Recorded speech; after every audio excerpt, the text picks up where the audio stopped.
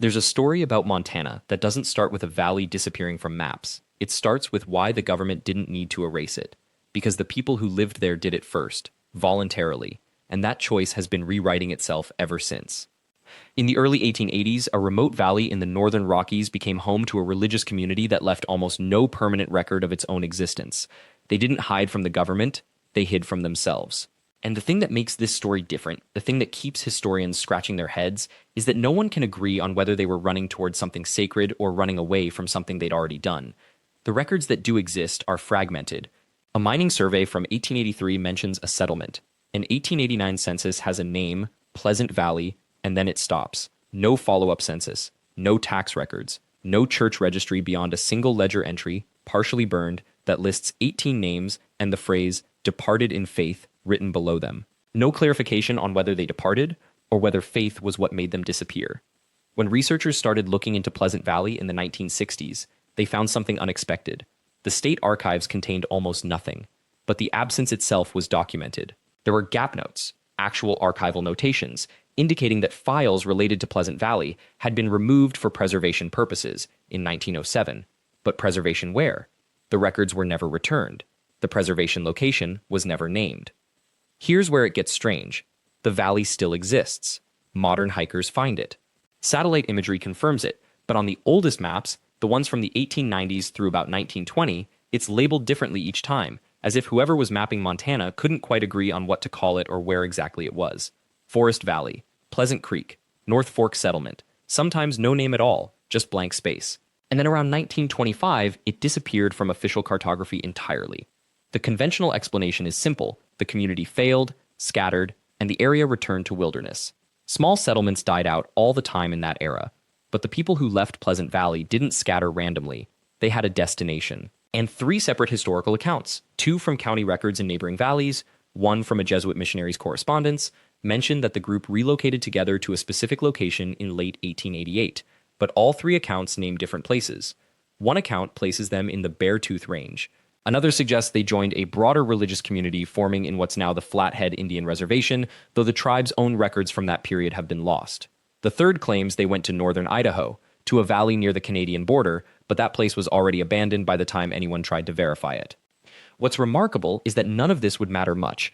Dozens of mining communities and religious settlements failed and relocated in Montana during that era, except for what the people of Pleasant Valley took with them, or more precisely, what they allegedly left behind. In 1971, a backcountry firefighter named David Reeves reported finding what he described as a grave site in the Pleasant Valley area. He photographed it. The grave had a marker, and on that marker were carved symbols that didn't match any standard Christian iconography he recognized. They weren't Native American either, at least not to the tribal authorities he showed them to. The symbols appeared to be a hybrid, Christian crosses interwoven with geometric patterns that resembled astronomical charts. Reeves submitted his photographs to the U.S. Forest Service, which was then managing the land as part of a national forest acquisition. Within 6 months, the Forest Service announced that the site had been studied and found to be a natural rock formation, not a burial marker. No further investigation was warranted. Reeves kept copies of his own photographs. Before he died in 1995, he gave them to a regional history enthusiast named Margaret Oakes, along with his field notes. Oakes began researching the Pleasant Valley community in earnest, and what she found was a pattern that most historians had overlooked because they were looking for conventional reasons why settlements failed. The community that settled Pleasant Valley wasn't just religious. The surviving names suggest something more specific. 4 of the 18 names listed in that burned ledger appear in surviving records from a utopian community that had previously existed in Pennsylvania, a group that had been investigated by local authorities in the 1870s for reasons that were never publicly documented. The investigation was closed without charges, but the community dispersed shortly after. 2 of those names appear again in Pleasant Valley, suggesting these people carried something with them, a belief system, a practice, a knowledge, from Pennsylvania to Montana. The third remarkable element is this. Every documented account of Pleasant Valley mentions that the community practiced some form of agricultural innovation, not the conventional kind. They grew crops that weren't commonly cultivated in Montana at that elevation and latitude. Specifically, multiple accounts reference the successful cultivation of species that shouldn't have survived. A mining surveyor noted the presence of fruit-bearing plants of a southern climate thriving impossibly well. Another reference mentions gardens that yielded beyond any reasonable expectation for the altitude. One Jesuit missionary's notes describe abundance that seemed to defy the season. This matters because agricultural success in isolated mountain communities in the 1880s was fragile and often dependent on a single crucial factor: knowledge. If the Pleasant Valley community possessed advanced horticultural techniques, whether learned or inherited, that technique would have been extraordinarily valuable, and valuable things, especially knowledge that gives one group power over others, tend to attract attention. By 1885, two prominent agricultural researchers from the Department of Agriculture's experimental programs made separate trips to the Montana Territory, officially listed as survey expeditions.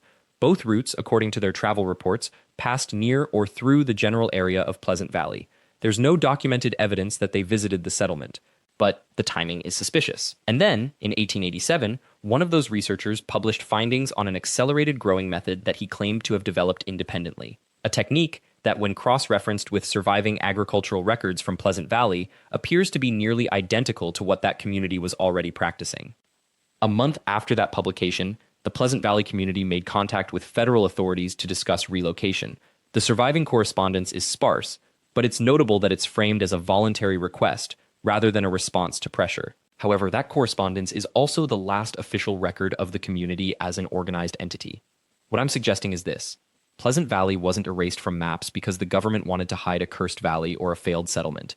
It was erased, or rather allowed to fade, because someone, somewhere, decided that what the community possessed was valuable enough to extract, and the simplest way to ensure that knowledge stayed contained was to ensure the community itself stayed hidden. Not through dramatic suppression, but through bureaucratic silence. The people of Pleasant Valley didn't vanish because the land was cursed. They dispersed because their knowledge was currency, and currency, in the hands of small communities with no institutional protection, eventually gets collected. The valley wasn't erased because it held secrets. It was allowed to be forgotten because forgetting was the easiest way to ensure that whatever brought those people together, whatever they knew, whatever they grew, whatever they believed, would belong to the institutions that understood how to keep secrets better than they did. But here's where the story becomes difficult to separate from what actually happened. Between 1931 and 1948, the U.S. Geological Survey conducted a systematic remapping of western Montana. That's not unusual, except the budget for that particular project exceeded the normal allocation by 300%. The documentation exists, you can see it archived at the University of Montana's special collections, but the field notes from Pleasant Valley itself are incomplete. Pages are missing. Not lost to time. Missing. There's a gap from July 1936 to March 1937 where surveyors were actively working that region, and the journals simply stop. A researcher named Thomas Brennan noticed this in 1989. He was writing his dissertation on geological documentation practices and requested the full Pleasant Valley survey files from the UST's archives. He was told they'd been transferred to another facility. That facility said they'd been moved again. The last confirmed location was a storage warehouse in Helena that burned down in 1952. The fire was documented. The survey files were not on any inventory of what was lost. Brennan spent 3 years following that trail. He interviewed the last living Uskis surveyor who'd worked in Montana during that period, a man named Frank Weston, who was 94 years old and living in Missoula. Weston's account is in Brennan's papers, which are now at the University of Montana. According to Weston, the 1936 survey wasn't mapping the valley. It was measuring it. Specifically, they were measuring mineral deposits, and not the kind that would show up on a standard geological survey. Weston was careful with his words. He was still signing Eustasia's confidentiality agreements when he spoke to Brennan, even though those agreements had technically expired. He said the surveyors found something in the subsurface of Pleasant Valley that didn't match any known mineral classification. It wasn't on the list of elements they were supposed to be looking for. It wasn't something they were authorized to report through normal channels. When they brought their findings to the district supervisor, they were told to stop the survey and return to headquarters. The official reason given was budget reallocation. The real reason, according to Weston, was that the findings needed to be verified by someone with higher clearance. And that verification process, he suggested, never reached the public record because it wasn't meant to reach the public record. Here's what's important to understand. The Pleasant Valley deposits, if they existed, were not unique to that location. The Cascade Range and the Rocky Mountain chain contain thousands of anomalies that never make it into geological surveys.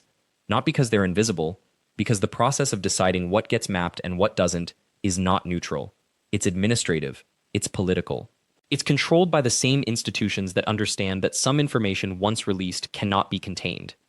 The Pleasant Valley survey records were sealed, not officially, which would have created a paper trail, but practically. They were moved, lost, transferred, burned, and eventually forgotten. And as they disappeared, so did the reason anyone would look for them. If the survey never happened, there's nothing to investigate. If there's nothing to investigate, there's no reason for anyone to return to Pleasant Valley. If no one returns to Pleasant Valley, no one can verify what was actually there.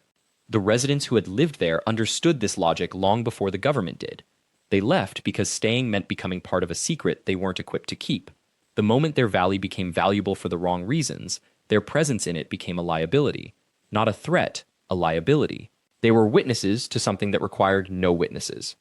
In 1957, Pleasant Valley officially appeared on no Montana map.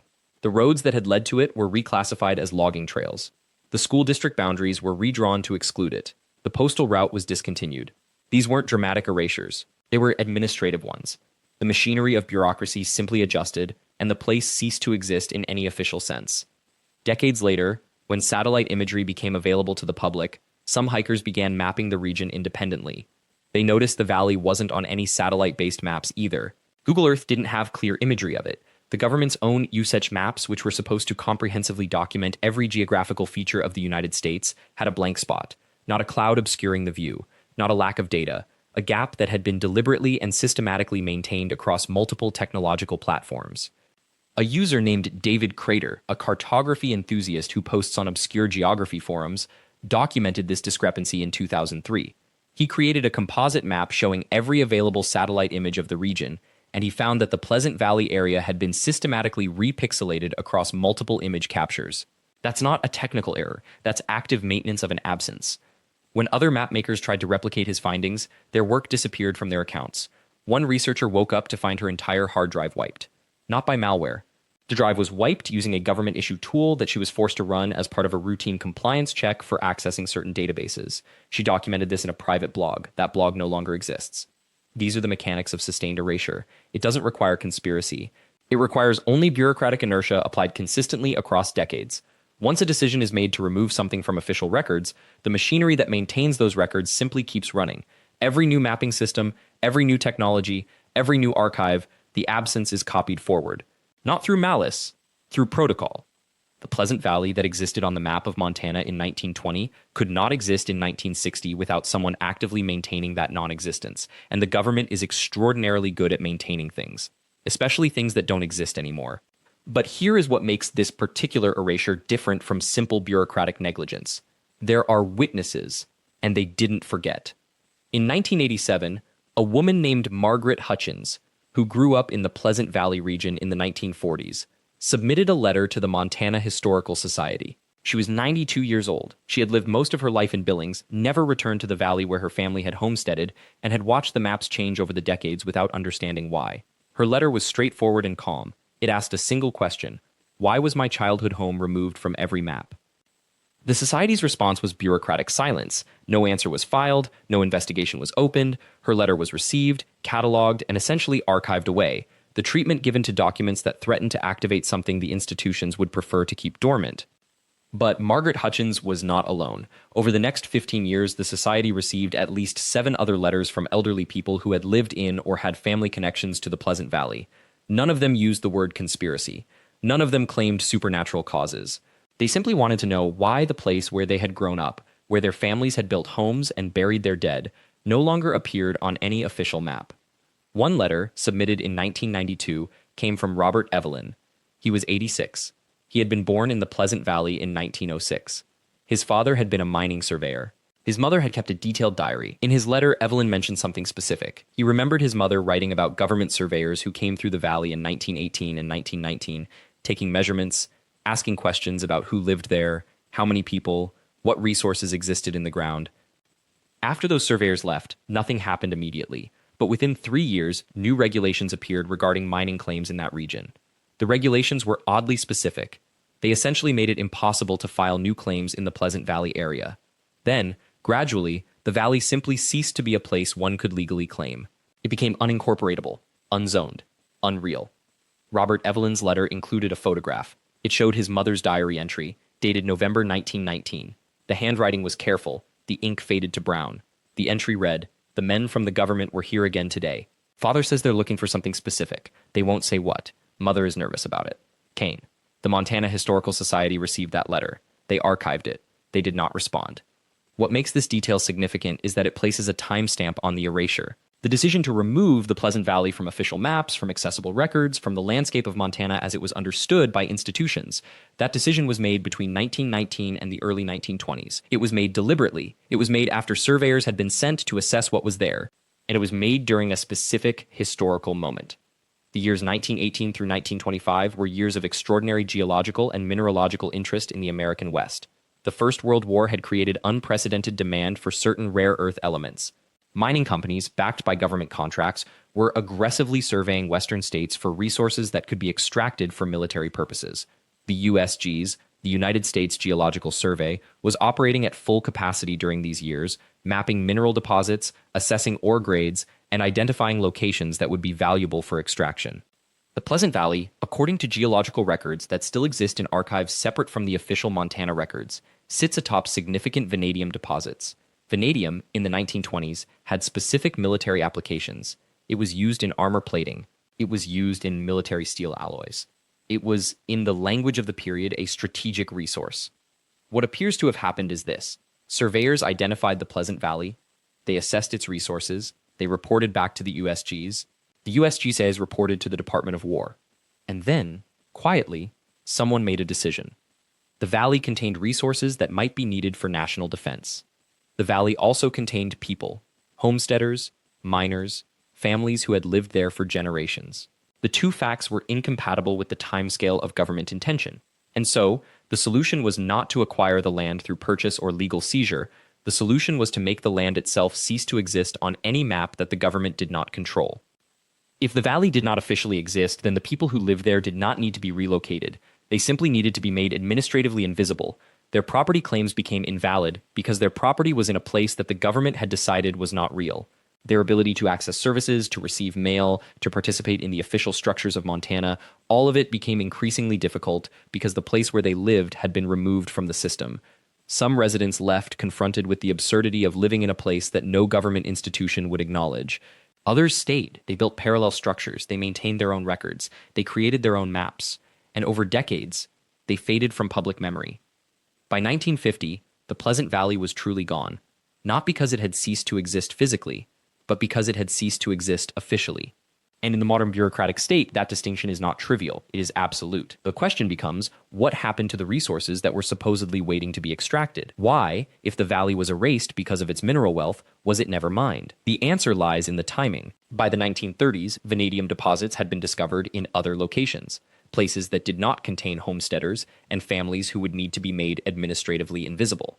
The Colorado Plateau, the Kaibab Plateau, areas where mining could proceed without the complications of established settlements. The resources that had justified the erasure became less strategically important once alternative sources were secured. And by then, the erasure was already complete. The machinery was running. The absence had been copied forward through every new system, every new archive. The Pleasant Valley was not just gone. It was officially impossible.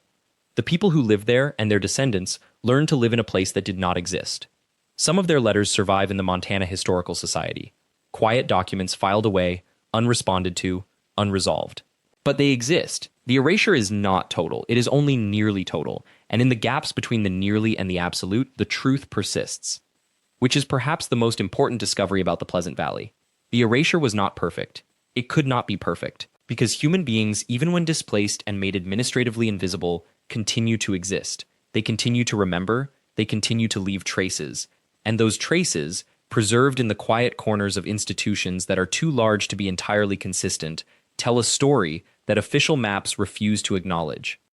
The Pleasant Valley did not vanish because of some supernatural force or natural catastrophe. It vanished because a decision was made. A deliberate, bureaucratic decision. And once that decision was made, the machinery of institutional silence moved with remarkable efficiency. But efficiency, as we know, is not the same as completeness. In the years following the forced relocations, inquiries came. They arrived sporadically, from former residents who had settled elsewhere in Montana, from their children who were born after displacement, from distant relatives trying to piece together family history. Most of these inquiries went nowhere. Bureaucratic dead ends, lost files, departments that no longer existed to answer questions about decisions they had supposedly never made. But some responses survive. Fragments, carefully worded statements that acknowledge nothing while appearing to address everything. A letter from 1952 states that the valley in question has been consolidated into national resource management zones and is no longer available for private habitation. A 1959 response explains that historical records pertaining to the relocation initiative have been archived and are not currently available for public review. Notice the language. Not destroyed, not lost, not available for public review. The distinction matters, because what not available for public review actually means is that someone decided those records should remain closed. That decision had to be made by someone. That someone had to have authority, and that authority had to persist across multiple administrations, multiple decades, multiple changes in political leadership. That kind of institutional continuity suggests something more than simple bureaucratic inertia. It suggests intention. Which brings us to perhaps the most unsettling question about the Pleasant Valley. Not what happened there, but who benefited from its erasure, and who continues to benefit. The answer is not simple. It rarely is. The valley itself, once emptied of its people, became available for other purposes.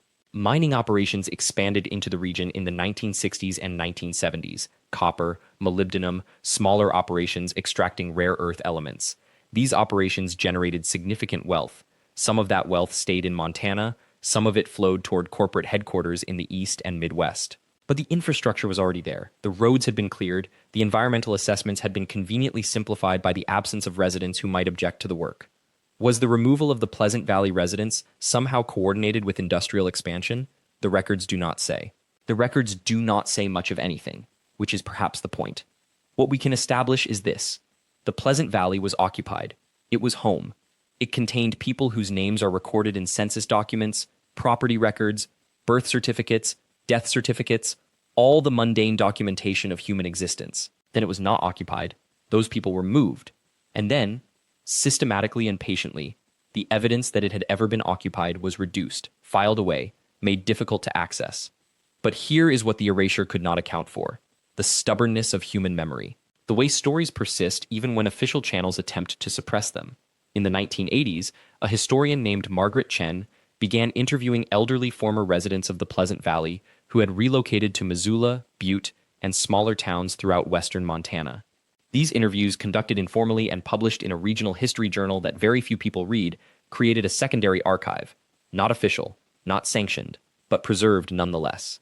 The residents spoke about the valley as they remembered it, descriptions of property lines and water rights, details about which families lived where, which businesses operated, which roads connected the settlement to the outside world, geographic specificity, the kind of detail that could, theoretically, be used to map the valley, to prove it had existed, to make its erasure undeniable.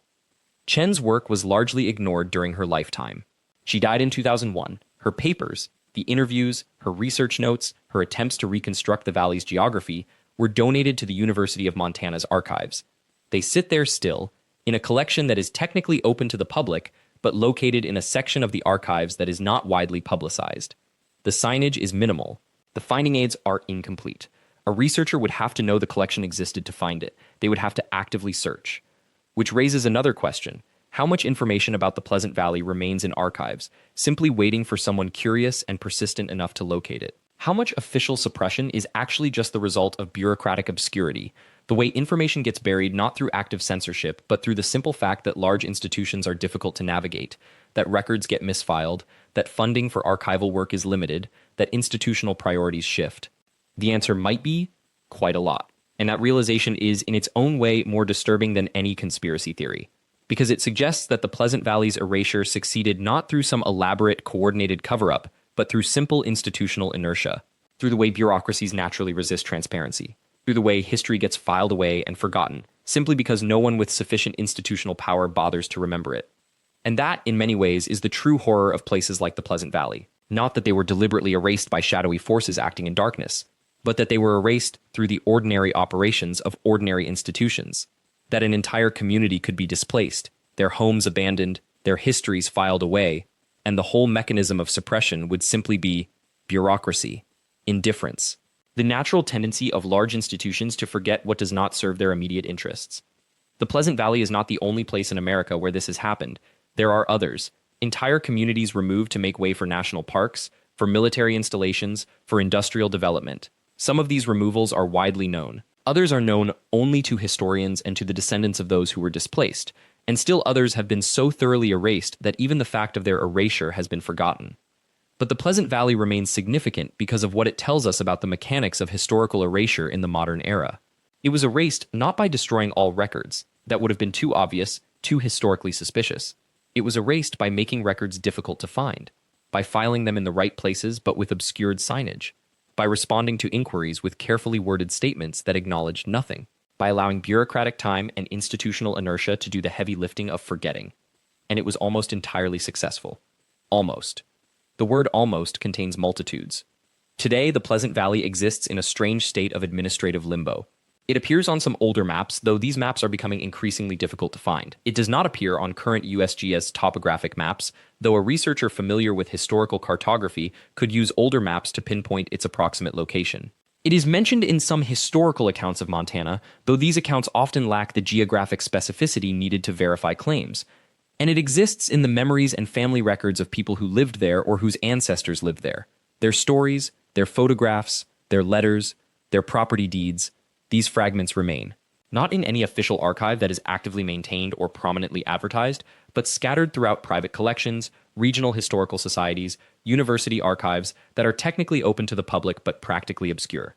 The Pleasant Valley represents a particular kind of American forgetting, not the forgetting that comes from time and the natural loss of memory, but the forgetting that comes from institutional decisions, from the way power operates in the modern era, not through dramatic gestures and obvious suppression, but through the mundane operations of bureaucracy, through filing systems and access restrictions and the gradual erosion of public attention. If you were to visit Montana today and attempt to locate the Pleasant Valley, you would face significant obstacles. The location is not clearly marked on current maps. Road signs no longer direct you there because, officially, there is nowhere to be directed to. If you spoke to local historians, some would help you. Others would suggest, politely, that the past is perhaps best left undisturbed. A few might warn you that the valley itself is now considered a sensitive environmental zone and that access is restricted. Yet the valley itself remains. The geography has not changed. The mountains that surrounded it still stand. The streams that once provided water to residents still flow. The land remembers, even if the institutions that govern that land have chosen to forget. And somewhere in the Montana Historical Society, in filing cabinets and in boxes stacked in archive storage rooms, the evidence persists. Letters from residents asking for clarification about their relocation, government documents that acknowledge something while explaining nothing. Historical interviews conducted decades ago by researchers whose work was largely ignored. Census records, property deeds, birth certificates, death certificates. The accumulated documentary evidence of human lives lived in a place that official institutions now claim never existed. The Pleasant Valley remains one of the most thoroughly erased communities in American history. Yet it is also one of the most documented erasures, if you know where to look, if you're willing to navigate obscure archives, if you're persistent enough to follow the trail of nearly destroyed records and fragmented memories back to their source. That contradiction between complete erasure and abundant documentation might be the most important truth about the Pleasant Valley. It tells us that suppression in the modern era does not work through absolute destruction. It works through bureaucratic obscurity, through the way institutions can make information simultaneously available and invisible, through the slow, steady accumulation of obstacles that discourage research without ever explicitly forbidding it. The Pleasant Valley is gone from our maps, but it is not gone from our records. And in the careful examination of those records, in the slow, patient work of historical research, the valley can be found again, not as it was perhaps, but as it truly existed, as evidence that erasure, no matter how thorough, is never entirely complete. The landscape remembers. The documents remember. And as long as someone is willing to look, to listen, to piece together the fragments, the story will persist. Thank you for joining me in exploring one of America's most carefully concealed geographical and historical mysteries.